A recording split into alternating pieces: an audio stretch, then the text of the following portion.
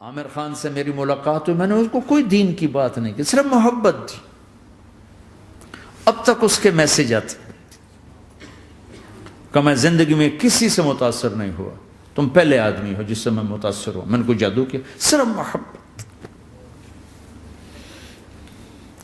لوگوں کو محبت دو، قریب ہوں۔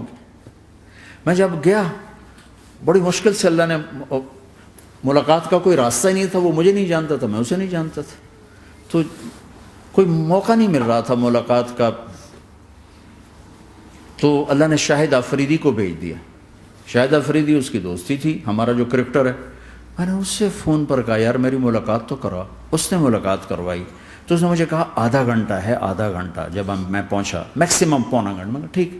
میں گیا تو وہ سہما ہوا چہرہ کہ بھئی مولانا آ گیا، پتہ نہیں کیا کہیں گے، بھئی یہ تو کیا کر رہا ہے، تو حرام کر رہا ہے، ناچ رہا ہے، گا رہا ہے، توبہ کر، ابھی تیرے لیے دوزخ کا فیصلہ ہو جائے، پتہ نہیں کیا ہوگا۔ وہ ڈرا ہوا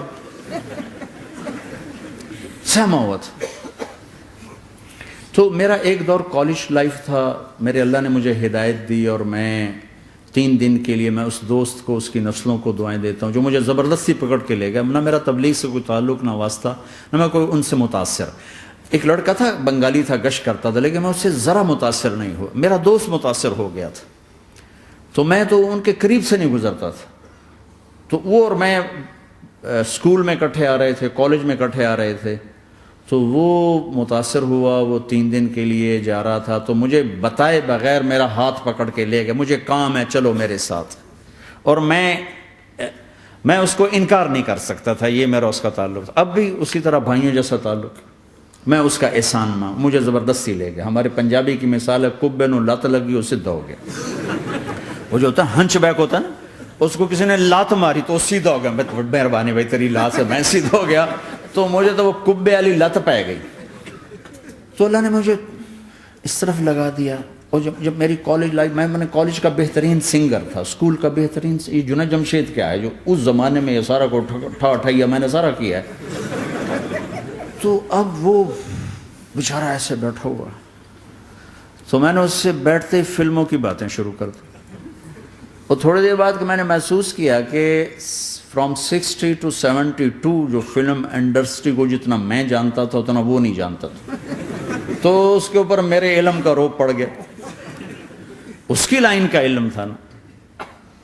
تو حیران پریشان، یہ واز تو ہو نہیں رہا، تو کبھی دلیپ کمار کی باتیں شروع ہو گئیں، کبھی راج کپور کی شروع ہو گئی، کبھی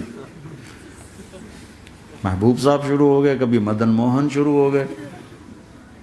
وہ آدھا گھنٹہ تو یوں ہی گزر گیا۔ تو آدھے گھنٹے کے بعد میں نے کہا جی ہمارا تو ٹائم اوور کا نہیں، اٹھیں چلے ادھر چل کے بیٹھتے ہیں۔ وہ کھانے کی ٹیبل پر تھے تو ہم وہاں جا کے بیٹھ گئے، پھر وہیں باتیں شروع ہو گئیں۔ جب اس کا سارا خوف دور ہو گیا اور ریلیکس ہو گیا، اس میں پونے گھنٹے سے 50 منٹ گزر گئے تھے، تو پھر میں نے کہا عامر بھائی آپ حج پہ آئے ہیں، اگر آپ اجازت دیں تو آپ کو اپنے نبی کا حج سنو۔ کہنے لگے ہاں جی ضرور سنائی۔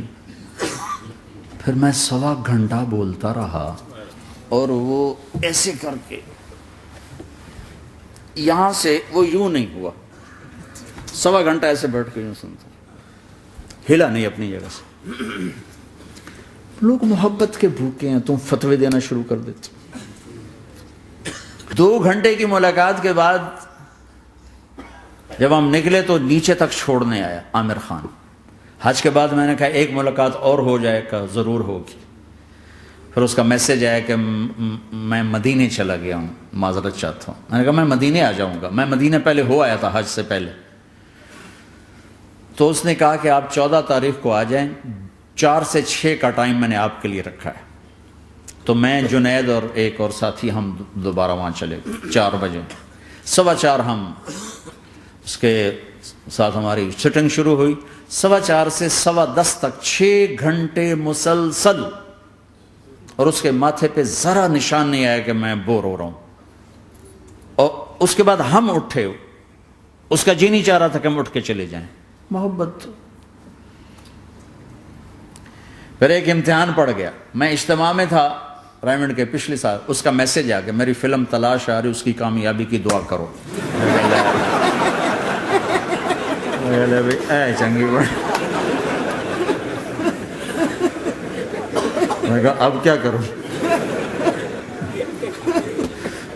جواب دینا بھی ضروری، دعا بھی نہیں ہو سکتی، کیا کروں؟ تو جب وہ میسج آیا تو میرے سامنے کوئی 10-12 علماء بیٹھے تھے.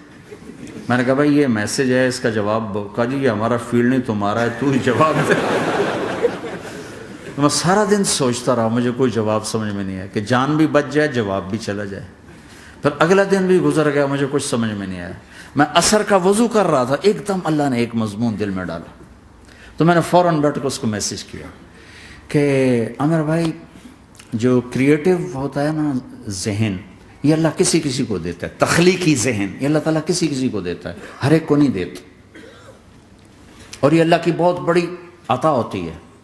اور میں نے تمہارے ساتھ جو وقت گزارا اس میں میں نے دیکھا کہ اللہ نے تمہیں تخلیقی ذہن دیا ہے، تم کریٹر ہو. اور جو لوگ اس ٹائپ کے ہوتے ہیں وہ کامیابی ناکامی کی پرواہ نہیں کرتے، وہ اپنے کام سے کام رکھتے ہیں. آپ کا بھائی تو فوراً اس کا میسج آیا، آپ ٹھیک کہہ رہے ہیں، آپ ٹھیک کہہ رہے ہیں. بات ہو گئی. پھر میں تھا ہانگ کانگ، میں نے وہاں سے اس کو میسج کیا.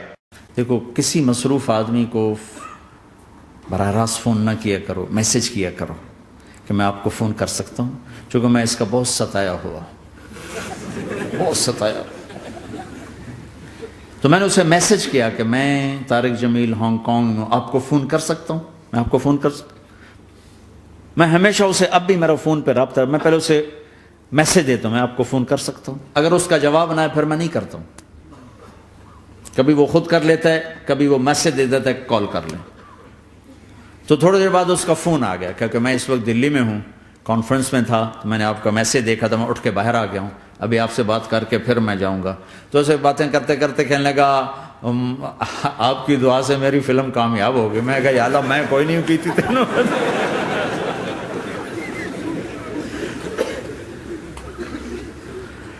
بھائیو محبتیں بانٹو، نفرتیں تو پہلے ہی بہت پھیل چکی.